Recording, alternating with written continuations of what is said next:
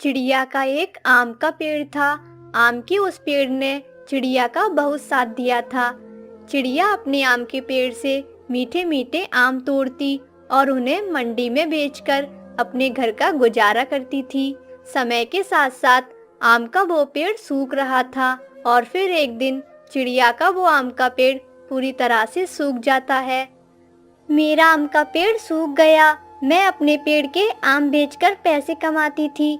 अब मैं क्या करूंगी? मैं कैसे अपने बच्चों को खाना कमा कर दूंगी? ऐसे चिड़िया अपने सूखे हुए आम के पेड़ के पास बैठी रो रही थी। फिर दूसरे दिन टूनी चिड़िया अपने बच्चों के साथ अपने घर के बाहर बैठी हुई थी कि वहाँ कबूतर आ जाता है। अरे टूनी बहन, क्यों उदास बैठी हो? कबूतर भैया, मेरा आम का पेड़ सूख गया है। अब मैं सोच रही हूँ कि मैं क्या काम करूँ जिससे मैं अपने बच्चों के लिए दाना कमा सकूँ। टूनी बहन, चिंता मत करो। एक रास्ता बंद तो 100 रास्ता खुल जाते हैं। चिड़िया बहन, आप अपने आम के पेड़ को काटकर उससे नाव बना लो और नाव को सागर में चलाओ और पंछियों को एक जगह से दूसरी जगह लेकर जाओ। ये काम सबको पसंद आएगा और आपका धंधा भी खूब चलेगा। टूनी चिड़िया को कबूतर की यह बात बहुत पसंद आती है और वो कहती है, कबूतर भैया, आपका बहुत बहुत धन्यवाद। आपने मुझे कोई राह तो दिखाई। मम्मा, मैं कुल्हाड़ा लाती हूँ और मैं काम में आपकी मदद करूँगी। फिर पिंकी चिड़िया घर से कुल्हाड़ा ले आती है। वो माँ बेटी अपने सूखे आम के पेड़ को काटने लगती हैं। चिड़िया अपने लिए नाव बना लेती है और उसे सागर में चलाने लगती है। चिड़िया बहन, मुझे उस पार वाले टापू पर जाना है। कितने पैसे लोगी? तोते भैया, जो मन में चाहे वही दे देना। आप बैठे, मैं आपको छोड़ आती हूँ। ऐसे चिड़िया को अच्छा मुनाफा होने लगा था और इधर चिड़िया के पड़ोसी कौवे टूनी चिड़िया की इस सफलता से बहुत जलते थे। कालू जी, चिड़िया ने तो उस सूखे पेड़ के आम से ही फायदा ले लिया। जितनी कमाई वो कर रही है, कुछ ही दिनों में वो हमसे बड़ा घर बना लेगी और कालू जी, मुझसे ये बर्दाश्त नहीं होगा। गौरी जी, चिड़िया को तो मैं घर बनाने नहीं दूंगा, चाहे उसके लिए मुझे कुछ भी करना पड़े। मेरा सुंदर पति कालू जी, किसी तरह तुम उस चिड़िया की नाव को तोड़ दो, तब हम देखते हैं कैसे बनाएगी ये अपना घर। नाव तो टूटेगी, साथ में चिड़िया भी मरेगी। फिर उस रात कालू कौआ अपने घर से निकलता है और वो सीधा सागर के पास जाता है और चिड़िया की नाव में एक छेद कर देता है। अब टूटेगी चिड़िया की नाव और डूबेगी चिड़िया।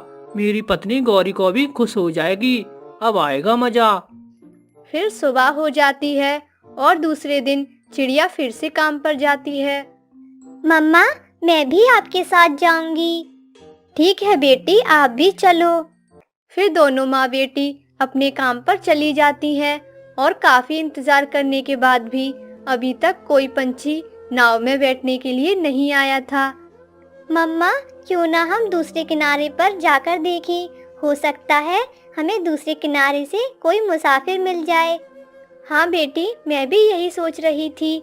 बेटी, अब यहाँ बैठकर समय जाया करने का कोई फायदा नहीं। चलो उधर ही चलते हैं। फिर माँ बेटी अपनी नाव को चलाती हैं। जैसे ही उनकी नाव बीच सागर में जाती है तो नाव में पानी आना शुरू हो जाता है और दोनों माँ बेटी परेशान हो जाती हैं। मम्मा, मम्मा देखिए मम्मा, नाव में छेद है। नाव में पानी आ रहा है।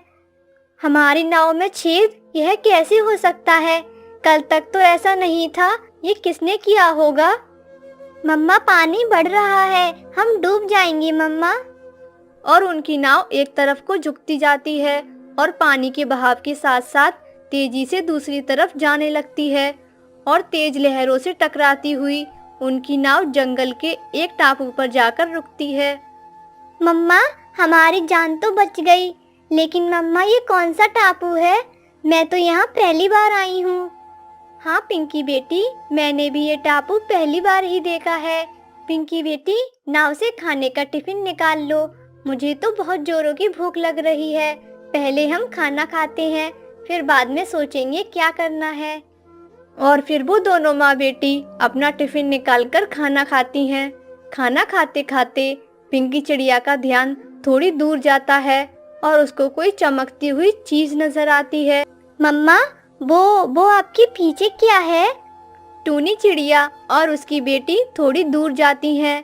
वहाँ उस अनजान टापू पर स्ट्रॉबेरी के पौधे थे, जिन पर सोने की स्ट्रॉबेरीज लगी हुई थी। पिंकी बेटी, ये तो सोने की स्ट्रॉबेरी हैं। लगता है इस टापू पर पहले कोई भी नहीं आया है। यह अनजान टापू इससे पहले कभी किसी ने नहीं देखा होगा शायद। फिर वो माँ बेटी अपनी नाव को ठीक करती हैं। स्ट्रॉबेरी के पौधे से सोने के पत्ते तोड़कर अपनी नाव में लगाते हैं और छेद को बंद करती हैं। हो गया, सब अच्छे से हो गया।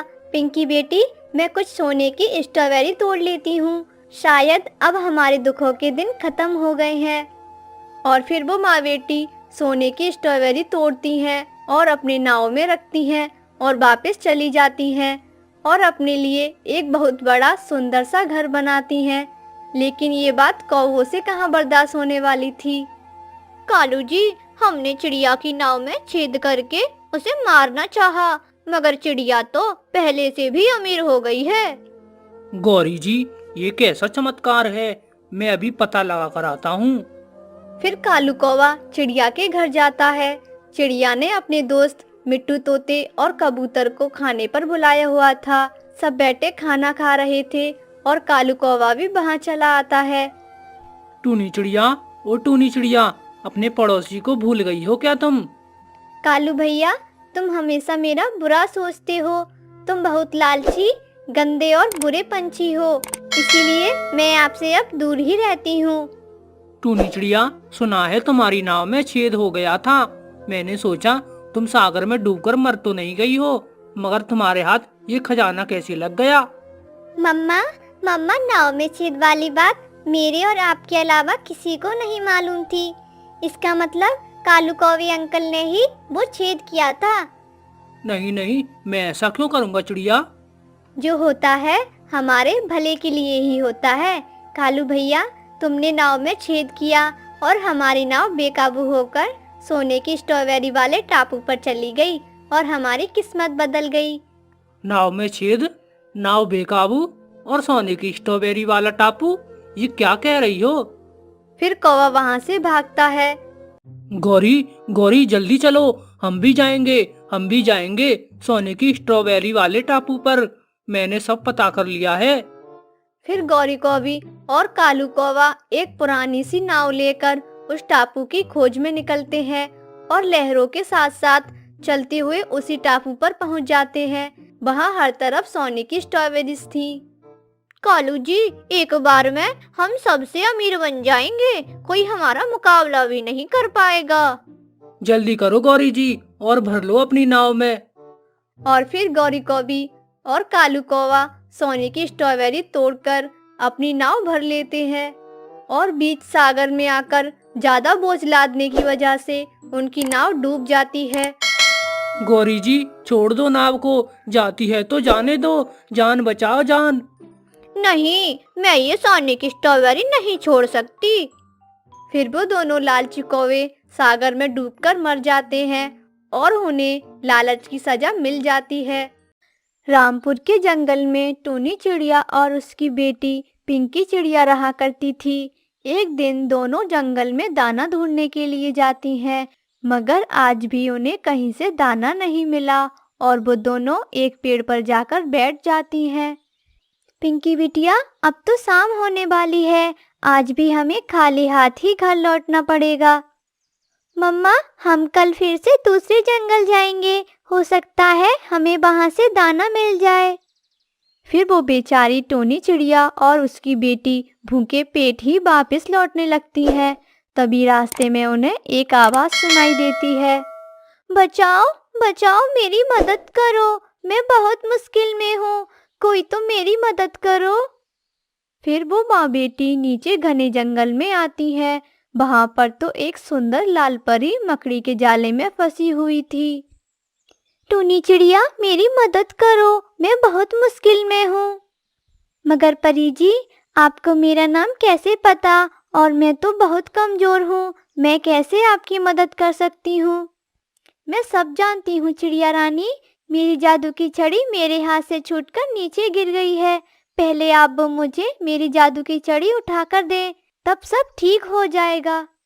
फिर टोनी चिड़िया उस परी की जादुई छड़ी उठाकर उसे दे देती है, जिससे उस परी की सारी शक्तियाँ वापस लौट आती हैं और वो परी उस जाल से आज़ाद हो जाती है। और फिर वो उनसे कहती है, चिड़िया रानी, तुम चिंता मत करो, मुझे सब मालूम है। तुम भोजन के कारण बहुत परेशान हो और आपने हमेशा ही अच्छे काम किए हैं, इसलिए मैं भी आपकी मदद करना चाहती हूँ। ऐसा कहते हुए वो परी अपने जादू से टोनी चिड़िया को बीजों की एक पोटली देती है और उनसे कहती है, चिड़िया रानी, इसमें 3 रंग के बीज हैं, एक लाल केले का, एक पीले केले का और एक हरे केले का। आप जिस रंग का चाहो उस रंग का केला खा सकती हो। यह जादुई बीज है, मगर चिड़िया रानी, लाल रंग का केला सिर्फ वही पंछी खा सकता है जिसने कभी बुराई न की हो। अगर कोई बुरा पंछी लाल रंग का केला खाएगा तो वो बहुत कमज़ोर हो जाएगा। ऐसा कहते हुए वो परी गायब हो जाती है और फिर टोनी चिड़िया और उसकी बेटी भी वो जादुई बीज लेकर वहाँ से चली जाती हैं और उन बीजों को अपने घर के पास लगा लेती हैं और अपने घर वापस चली जाती हैं। मम्मा, क्या सच में उन जादुई बीजों से केले के पेड़ उगेंगे? हाँ बेटी, वो अच्छी परी झूठ नहीं बोल सकती।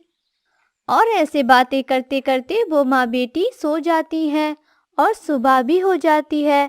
फिर टोनी चिड़िया और उसकी बेटी दोनों उन पेड़ों के पास जाती हैं, तो वो देखती हैं कि उनके सामने केले के बड़े बड़े पौधे लगे हुए हैं।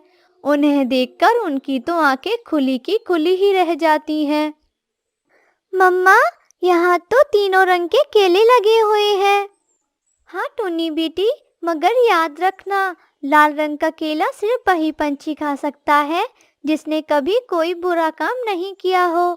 मगर बिटिया, हमने तो कभी कोई बुरा काम नहीं किया, इसलिए बेटी हम किसी भी रंग का केला खा सकते हैं। फिर वो दोनों माँ बेटी